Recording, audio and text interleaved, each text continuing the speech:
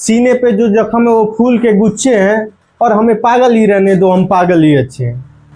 जंतर मंतर के प्रोटेस्ट में मोहम्मद इरफान, उसने एक शब्द ऐसा भी कहा कि दिल पे लगी, और ये बात कहीं ना कहीं सच ही है।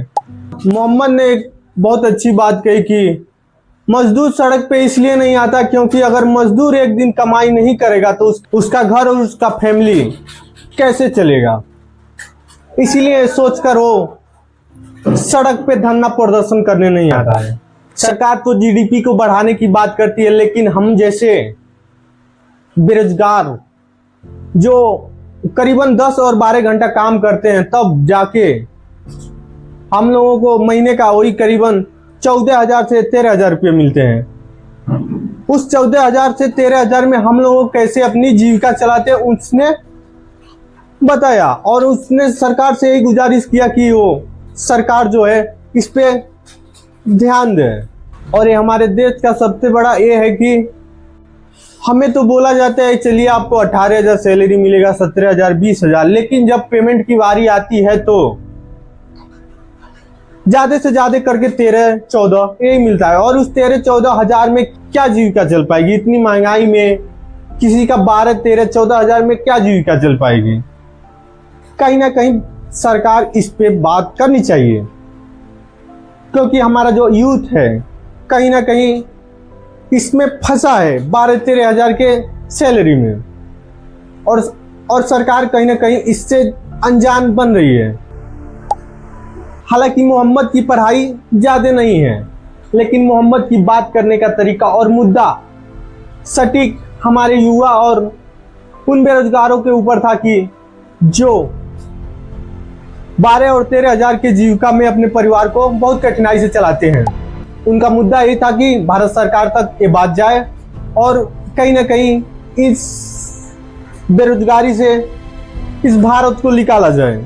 मोहम्मद ने एक बात भी कही कि 1980 में चीन जहां पे था और 1980 में भारत जहां पे था उसको देखिए, और 2026 में भारत जहां पे है और 2026 में चीन जहां पे है, जमीन आसमान का फर्क है।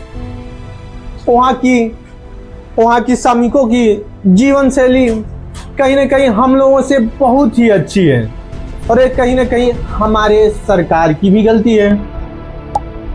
12-13 घंटे काम करते हैं और उनको सैलरी महीने का वही 13 से 14 हजार मिलता है। एक बार सोच के देखिए, उस 14-13 हजार में अपनी फैमिली को चलाना रहता है। बच्चे की पढ़ाई की फीस से लेकर राशन, लाइट बिल, पानी का बिल, क्या से क्या नहीं होता है। अगर बाई चांस उस समय हेल्थ खराब हो जाए या कुछ बीमारी हो जाए तो किसके पास जाएगा कर्जा मांगने, या कौन उसकी हेल्प करेगा? इनकी बातें और इनका वर्ड जो एक है कि सीने पे जख्म है वो सब फूल के गुच्छे हैं, और हमें पागल ही रहने दो, हम पागल ही अच्छे हैं। वायरल होने के बाद राहुल गांधी और बड़े बड़े मीडिया रिपोर्टर भी इनसे मिले। हालांकि इनकी घर की स्थिति एक आम इंसान की जैसी और बहुत लोअर फैमिली से बिलोंग करते हैं, लेकिन भाई का बात और जो बात करने का तरीका है कहीं ना कहीं उनका बात हमारे जैसे यूथ को दिल को छू दिया है। उस जंतर मंतर पे सब लोग धर्मेंद्र प्रधान की इस्तीफा की बात कर रहे थे, लेकिन इस युवा ने बेरोजगारी की बात की और लल्लन टॉप के द्वारा ये बहुत ही फेमस हो गया। सोशल मीडिया के दौरान इनको बहुत ही पसंद किया गया और इनको शाबाशी दिया गया, क्योंकि इनकी बातें करने की तरीका जो है बहुत ही अच्छा लगा। क्योंकि ये युवा किसी पार्टी, किसी जात, किसी धर्म को नहीं बोला, चाहे किसी जात धर्म को कुछ नहीं, उसको क्या दिक्कत थी उसको नहीं, हर युवा की, हर जो इस समय इंडिया की मिडिल क्लास लोग हैं वो कहीं ना कहीं इस चीज़ से गूंज ही रहे हैं।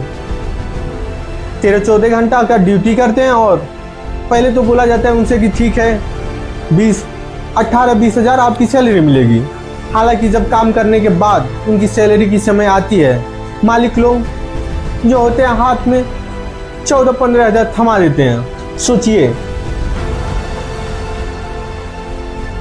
इस आज़ाद भारत में क्या अपने हक की कमाई के पाने के लिए भी कोई आवाज़ उठा नहीं सकता? नहीं उठा सकता, क्योंकि